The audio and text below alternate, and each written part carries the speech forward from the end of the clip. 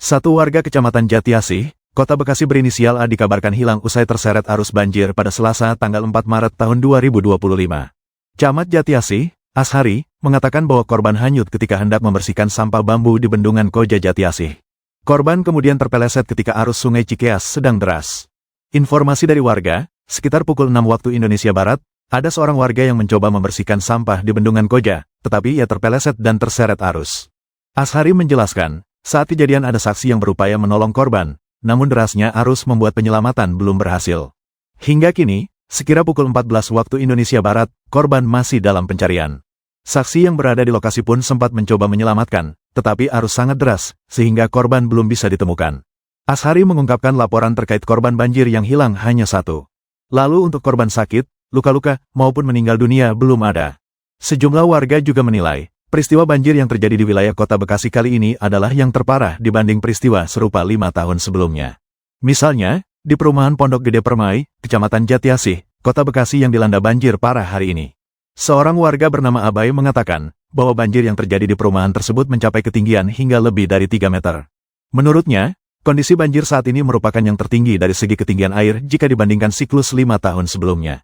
Banjir di lokasi ini pernah terjadi pada 2000 lalu, beberapa kali banjir, di antaranya 2007, 2012, 2016, 2017, 2020, 2025, namun yang paling dahsyat pada 2025 ini. Abai menjelaskan kondisi ketinggian air lebih tinggi di tahun 2025 dikarenakan intensitas hujan yang dinilainya lumayan lama. Apalagi, curah hujan tersebut juga sangat deras. Banjir sekarang ini lebih besar lantaran kantor BNPB juga terkena banjir. Menurut Abai, biasanya BNPB tidak terkena banjir mengingat lokasinya berada di ketinggian.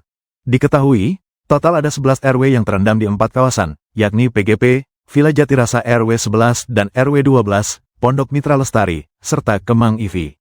Ketinggian banjir di setiap wilayah pun bervariasi.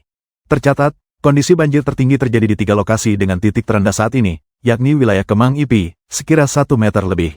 Namun untuk PGP, Villa Jatirasa, dan Pondok Mitra Lestari, rata-rata ketinggian air sudah di atas 3 meter. Terkini pihaknya tengah mengevakuasi warga yang terdampak. Evakuasi diprioritaskan untuk anak-anak, ibu hamil, dan lansia. Barat dihadapkan terhadap berbagai problem bencana akibat alamnya dirusak. Puncak longsor, karena namanya juga puncak. Di puncak itu harus isinya pohon. Sekarang berubah isinya bangunan, tempat wisata, villa, dan sejenisnya. Ayo, berani nggak kita bareng-bareng untuk segera menyulap Puncak menjadi kawasan hijau, bukan kawasan beton. Ributnya jangan pada waktu hujan. Nanti sudah musim kemarau lupa lagi. Hujan ribut lagi. Mari kita selesaikan, tuntaskan bersama tanpa ada kepentingan apapun kecuali konservasi. Yang kedua, perumahan-perumahan yang dulu menjanjikan nyaman, aman, hari ini banjir. Siapa salah coba? Tata ruangnya salah. Kenapa juga itu teralokasi untuk perumahan? Itu. Yang kedua, developernya salah. Kenapa juga tidak ada penghitungan bahwa itu akan berdampak banjir? Nah, kalau sudah begini, pemerintah lagi yang salah. Yang ketiga, banyak jembatan seperti di Loji. Jembatannya sudah terlalu lama, hari ini ambruk, ya sudah harus ditangani. Kemudian di Kerawang, langganan. Sejak saya menjadi Bupati Purwakarta, kemudian jadi anggota DPR, itu langganan. Saya ingin nggak jadi langganan lagi, itu harus dituntaskan. Dan tentunya perlu biaya, perlu kerjasama, dan perlu keinginan dari semua pihak. Dan kemudian juga di Kabupaten Bandung langganan. Yuk kita tuntaskan, kita bereskan, dan tidak perlu lagi nunggu bencana lagi tahun depan. Kita selesaikan agar masalah ini selesai, dan perlu biaya. Semuanya harus terkoordinasi dengan baik, dan pemerintah berani mengeluarkan pembiayaan yang cukup untuk menyelesaikan problem tersebut. Warga-warga tuh Citarum penuh dengan sampah, sadar dong. Masa buang sampah ke sungai, sekolahnya pada tinggi-tinggi, ngomongnya pada pinter-pinter, cara buang sampah aja belum bisa. Itu yang saya maksud pendidikan berkarakter, sehingga anak-anak sekolah mulai ngelola sampah di sekolahnya, tidak lagi sampah dibuang keluar. Yang kedua, pasar tuh, pasar-pasar di Kabupaten Bandung, pasar-pasar di Kota Bandung, tolong TPA-nya atau TPS-nya jangan dekat sungai. Akhirnya sampah pasar masuk lagi ke sungai. Saya nggak usah nyebutin deh pasar-pasar mana. Yang jelas berdasarkan informasi pasar Ciroyom diantaranya. Yuk kita benahin.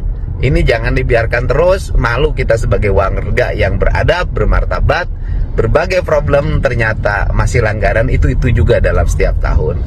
Kata pepatah, hanya orang bodoh lah, hanya orang dungu lah yang masuk ke lubang yang sama. Nah, hanya orang bodoh lah dalam setiap tahun membicarakan hal yang sama, membicarakan banjir, memberikan longsor, yang peristiwanya itu juga.